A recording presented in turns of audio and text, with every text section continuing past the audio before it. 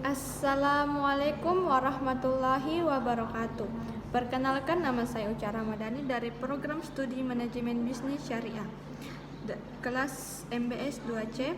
Baiklah, di sini saya akan menyampaikan materi ayat tentang distribusi. Dalam Quran surah Al-Anfal ayat pertama yang berbunyi, A'udzubillahi minasyaitonirrajim. Bismillahirrahmanirrahim.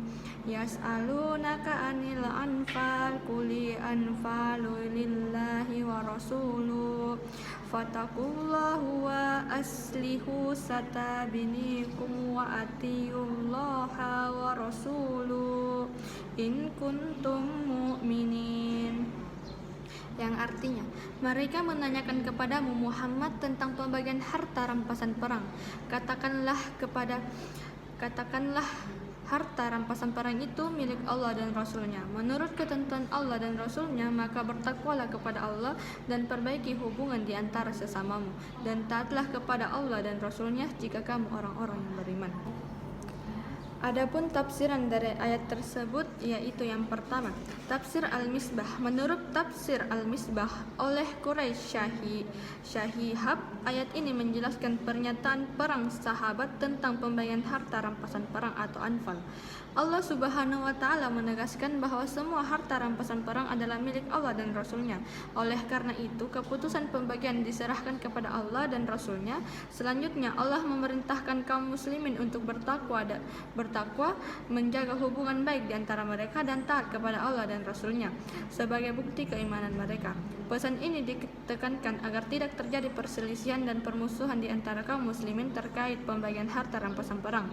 Yang kedua, tafsir Jalalain. Menurut tafsir Jalalain oleh Jalaluddin Al-Mahali dan Jalaluddin Al-Suyuti, ayat ini turun berkaitan dengan pertanyaan sahabat mengenai pembagian anfal setelah perang Badar. Anfal adalah harta rampasan perang yang dalam syariat Islam memiliki aturan tertentu.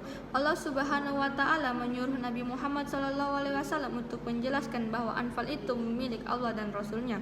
Kemudian kaum muslimin diminta untuk bertakwa kepada Allah, memperbaiki hubungan di antara mereka, dan menaati perintah Allah Subhanahu wa Ta'ala serta Rasulnya.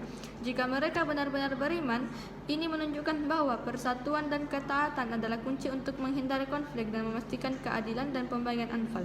Yang ketiga, tafsir Al-Maraghi. Tafsir Al-Maraghi yaitu oleh Ahmad Mustafa Al-Maraghi menyebutkan bahwa ayat ini turun setelah perang Badar, ketika terjadi perselisihan di antara kaum muslimin mengenai harta rampasan perang. Allah Subhanahu wa Ta'ala memberikan solusi bahwa harta rampasan perang tersebut harus diatur oleh Allah dan Rasulnya. Kaum muslimin diperintahkan untuk bertakwa, menjaga persaudaraan, dan taat kepada Allah Subhanahu wa Ta'ala serta Rasulnya. Al-Maraghi menekankan pentingnya kesatuan dan disiplin dalam menjalankan perintah Allah serta menjauhi perpecahan yang dapat merugikan umat Islam. Ayat ini juga mengajarkan bahwa segala keputusan harus diterima dengan ikhlas sebagai wujud ketakwaan dan keimanan kepada Allah Subhanahu wa Ta'ala. Baiklah, itulah tadi penyampaian materi dari saya. Kurang dan lebihnya mohon dimaafkan. Wabillahi taufiq wal hidayah. Wassalamualaikum warahmatullahi wabarakatuh.